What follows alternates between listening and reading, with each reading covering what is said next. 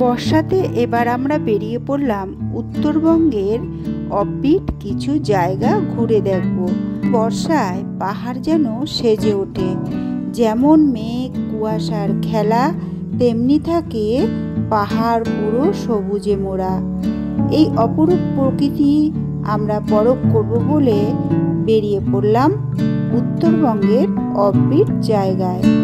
সেই রকম একটি নাম না জানা অফবিট জায়গার উদ্দেশ্যে আমরা বাড়ি থেকে বেরিয়ে পড়লাম হঠাৎই ঠিক। তাই সে কারণে ট্রেনের টিকিট না পেয়ে আমরা ভলভো বাসে চেপেই এবারকার সফর। আর কোথায় থাকবো, গাড়ি ভাড়া কি, খাওয়া খরচ কি, সমস্ত তথ্য কিন্তু ভিডিওতে দেওয়া থাকবে। অফবিট উত্তরবঙ্গের কিছু গ্রাম সেটি ঘুরে দেখার আশায় ভিডিওটি শুরু করছি। যদি আমার এই ভিডিওগুলো আপনাদের ভালো লাগে অবশ্যই কিন্তু লাইক দিয়ে পাশে থাকবেন। আর যারা চ্যানেলে নতুন আছেন অবশ্যই অনুরোধ করব আপনারা কিন্তু আমার চ্যানেলটিকে সাবস্ক্রাইব করে দেবেন।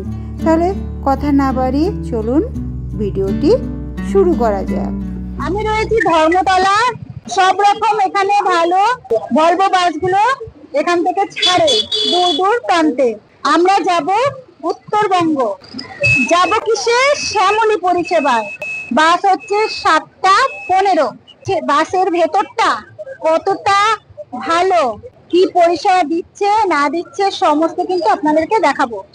আর ফিরবো কিসে? ফিরবো হচ্ছে বন্দে ভারত।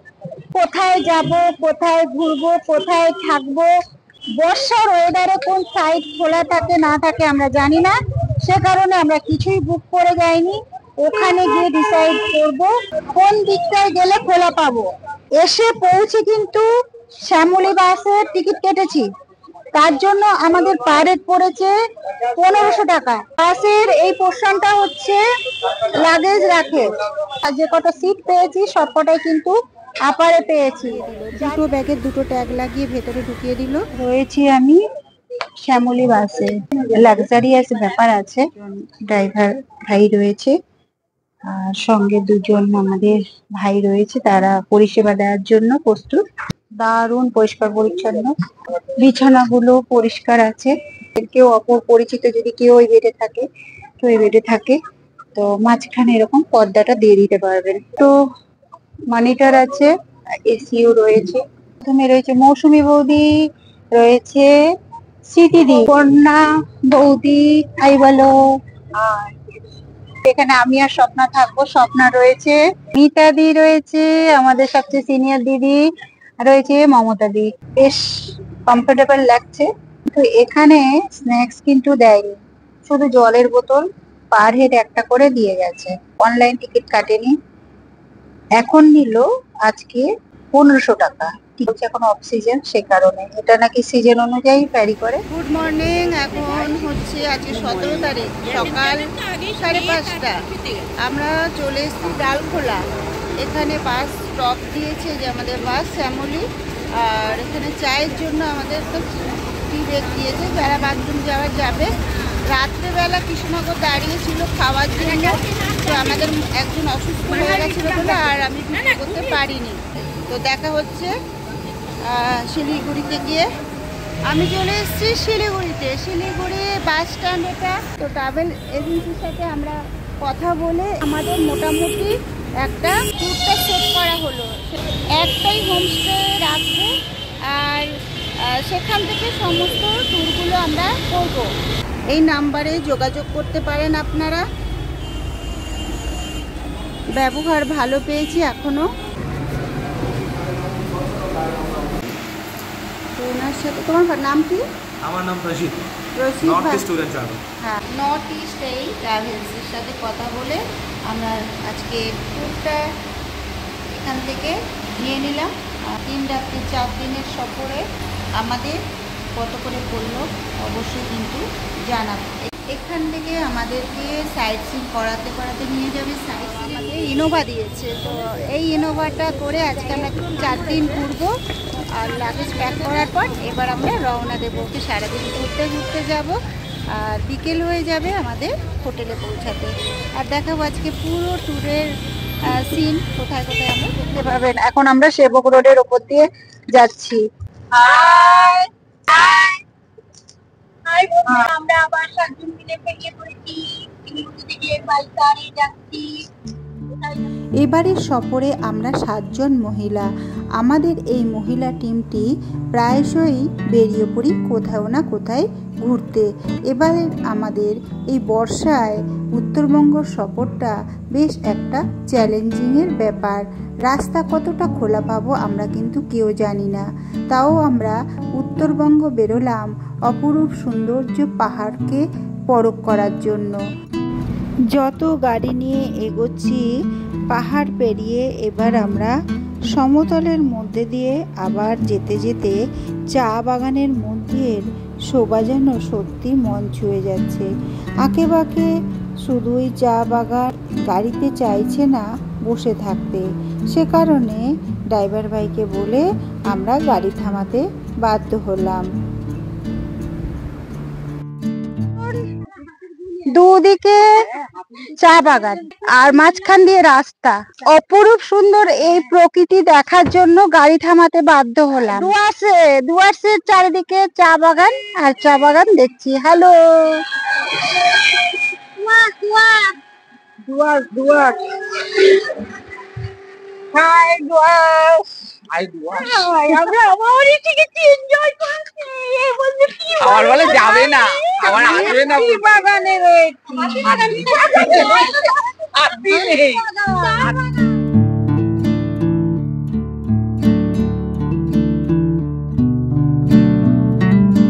গাড়ি থামিয়ে আমরা এখানে সবাই এনজয় করলাম অনেকটা টাইম, অনেক ফটো শুট করলাম। এবার আবার আমরা গাড়িতে উঠবো, আবার চা বাগানের মধ্যে দিয়ে সুন্দর রাস্তা দিয়ে সামনের দিকে এগিয়ে যাব। তো যারা প্রকৃতি প্রেমী তাদের কাছে এই দৃশ্যটা সত্যি অপরূপ মনোমোহ লাগবে। রাস্তার দুধারে অপরূপ সুন্দর চা বাগান, নীরব নিরিবিলি চা বাগানের মধ্যে দিয়ে আমরা যাচ্ছি, কারণ এই বর্ষার মরশুমে তো পাহাড়ে তেমন ভিড় থাকে না। তো আমরাই পুরো পাহাড়টা যেন এনজয় করছি। এই সবুজে মোড়া চা বাগানের মধ্যে দিয়ে যেতে যেতে আমরা পৌঁছে গেলাম আজকের প্রথম গন্তব্য সামসিং ভিউ পয়েন্ট।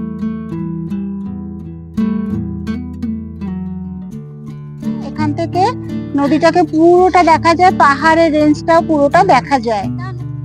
এরপর চলে এলাম আমরা রকি আইল্যান্ডে।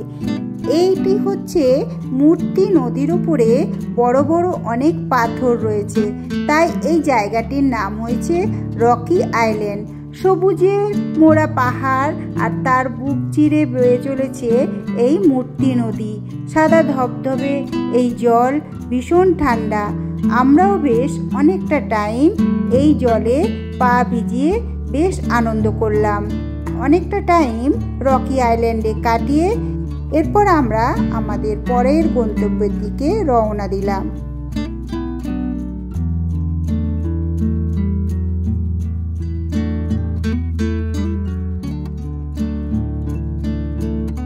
এই যে চাপড়ামারি জঙ্গলে ময়ূর দেখতে পাচ্ছি, দেখুন রাস্তায় ময়ূর চলে এসেছে।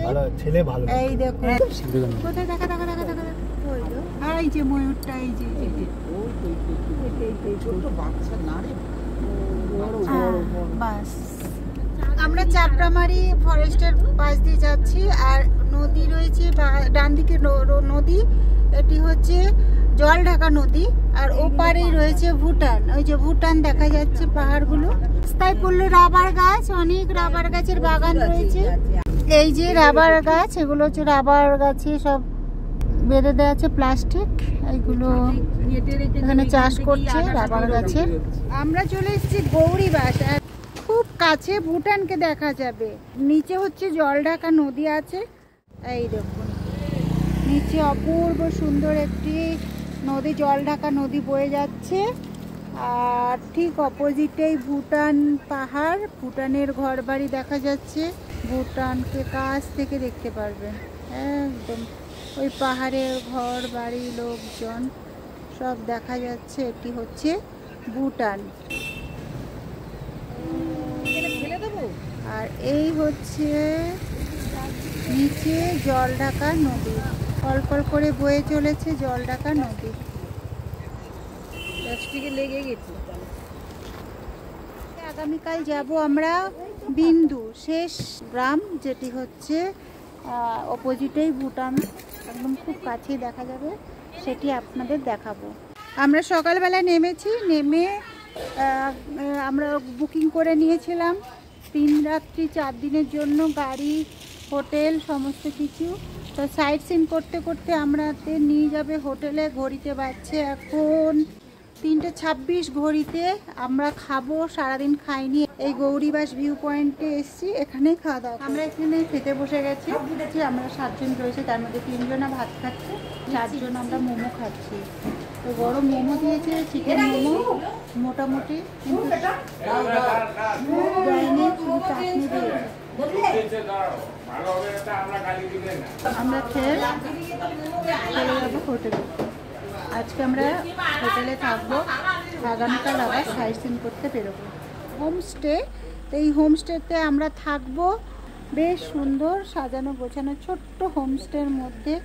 এই দেখুন নতুন হোমস্টে, বাচ্চাদের ছোট ছোট খেলনা রেখেছে, গাছপালা, এবং এখানে দোলনা রেখেছে। আর এখানে একটা ছোট্ট সুইমিং পুল আছে। এই দেখুন ছোট্ট সুইমিং পুল দিয়েছে, কিন্তু জল নেই। এখানে লেবু গাছ রয়েছে, বসার জায়গা করেছে। যারা নিরিবিলি ভালোবাসেন, ঘুরতে আসেন, তাদের পক্ষে ভালো লাগবে। আমাদের একটা প্রবলেম হচ্ছে আমাদের মমতাদির আজকে বার্থডে।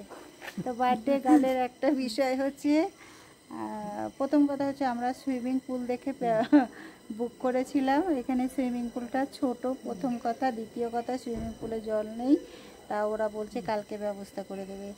আর দ্বিতীয় কথা হচ্ছে, বার্থডে গার্ল কী করেছে, বাড়ি থেকে এসছে, কোনো ঘরে পরার নাইটি আনেনি, ভুলে গেছি, বাইর করে রেখেছি, কিন্তু আমি ঢোকাতে ভুলে গেছি। তো তার একটা সলিউশন হচ্ছে, আমাদের এই দাদা রয়েছেন এখানে, উনি আমাদের হেল্প করছে। পাশে রয়েছে মার্কেট 1 কিলোমিটার দূরে, সেখানে আমাদেরকে নিয়ে যাবে আর মার্কেটিং করব। একদম পাহাড়ি গ্রাম, নির্জন পরিবেশ, ভালো লাগছে, মন একদম শান্ত হয়ে যাবে।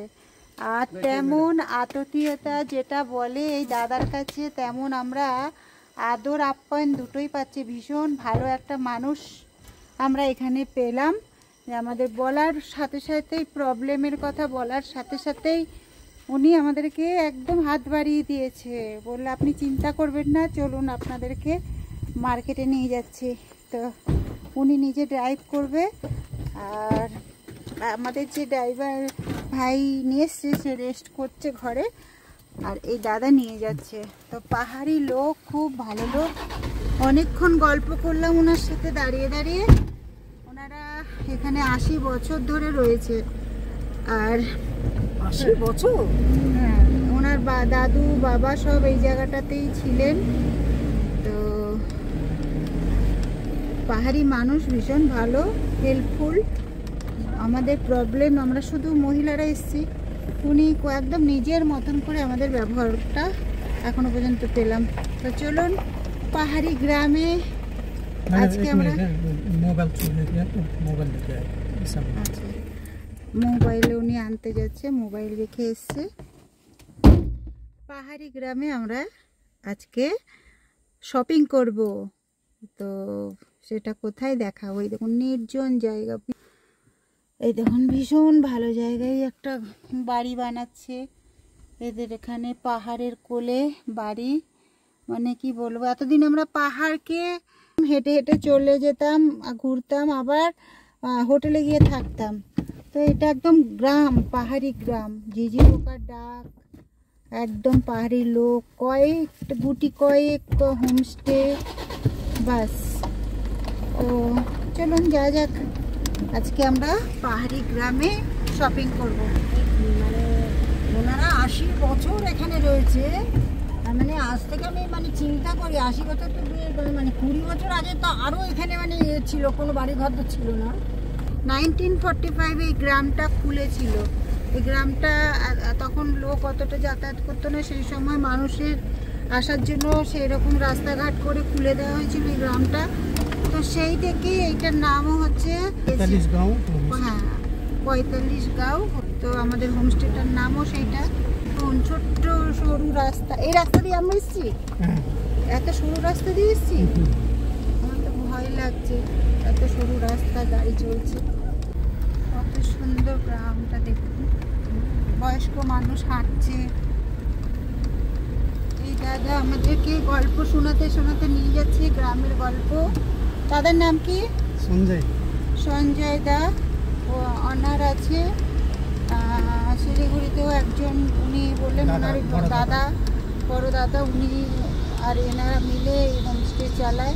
তিনি এখানে থাকেন আর দাদাও শিলিগুড়িতে থাকেন।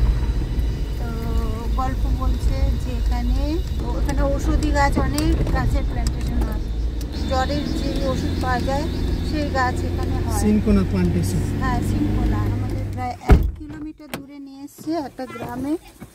গ্রামের পুরো এখানে মহল, ভীষণ ভালো লাগছে। পাহাড়ি গ্রাম, অনেকদিন ঘুরবো ভাবছি। তো পাহাড়ি গ্রামের দোকানে এসে, কিরে বলো, কিরে, হ্যাঁ ওর নাম কি? পিসেস। এই পিসেস, এই পিসেस, এই যে পিসেस।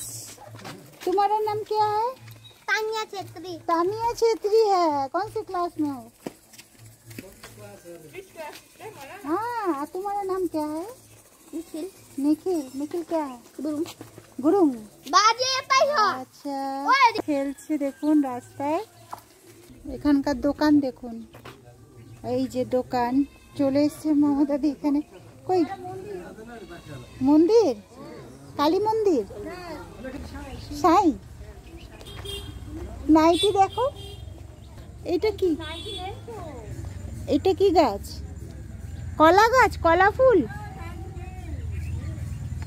ও,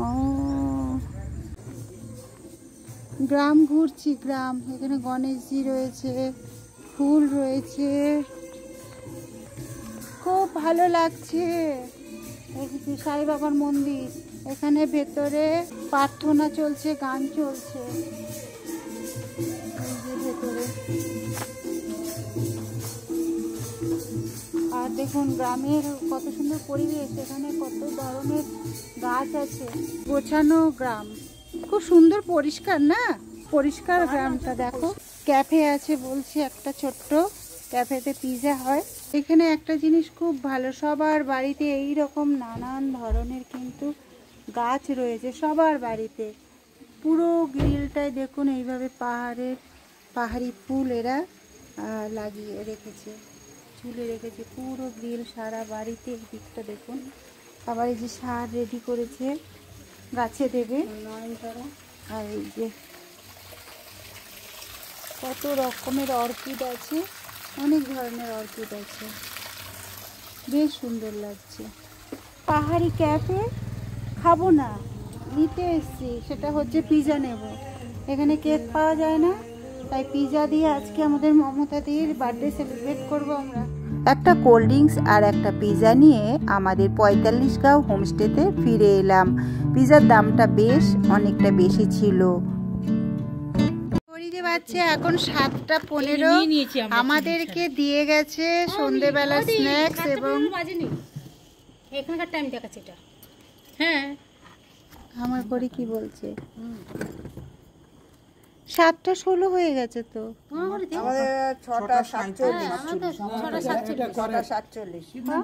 6:47। তাহলে আমার এরকম হলো কেন? আধা ঘন্টা ফাস্ট হবে, ওর নেটওয়ার্ক না থাকে। আমার এখানে ভুটানের কাছাকাছি আছে তো, আধা ঘন্টা। হোক, আমার ঘড়িতে ফাস্ট দেখাচ্ছে, বলছে ভুটানের কাছাকাছি আছে বলে। তো এখন 6:47 হয়েছে, ঘড়িতে বাজছে। আর আমাদেরকে সন্ধ্যে স্ন্যাক্স দিয়ে গেছে, চা দিয়ে গেছে, দুধ চা আর পেঁয়াজি দিয়েছে, পকোড়া। বেশ যত্ন করছে ওরা আমাদেরকে। 45 গাঁও হোমস্টে, মানে সত্যি যত দেখছি তত ভালো লাগছে। বিশেষ করে হচ্ছে কেউ নেই, শুধু আমরাই এনজয় করছি। আর তেমন অপূর্ব ব্যবহার হচ্ছে, ভীষণ ভালো, ভীষণ ভালো। তো এই দিদির সাথে আলাপ হলো, দিদির সাথে দাদা রয়েছে ওখানটায়। এখন নিচে আমাদের নিয়ে এসছে, এখানটায় পুরো হল ঘর, এখানে মিউজিক সিস্টেম আছে, আর সমস্ত পার্টি এখানে করতে পারবেন। Happy birthday to you, happy birthday to dear মমতাদি, আমার তুমি।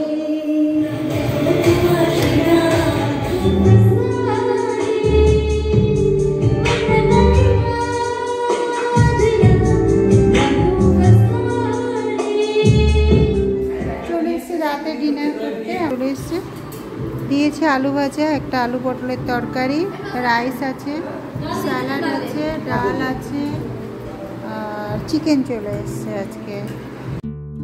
আমাদেরকে অনারই খেতে দিলেন, খুব ভালো মানুষ, হাসি খুশি, রান্নাগুলো ভীষণ টেস্টি ছিল। তো ভিডিওটা আজকে আমি এখানেই শেষ করব। এই পর্বটি আগামী পর্বে থাকবে 45 গাঁওয়ের পুরো সাইট সিন। তো এই ভিডিওটা আপনাদের কেমন লাগলো, যদি ভালো লেগে থাকে অবশ্যই কিন্তু একটি লাইক করবেন, আর যারা নতুন আছেন আমার চ্যানেলে তারা অবশ্যই চ্যানেলটিকে সাবস্ক্রাইব করে পাশে থাকবেন। তো দেখা হচ্ছে আপনাদের পরের ভিডিওতে।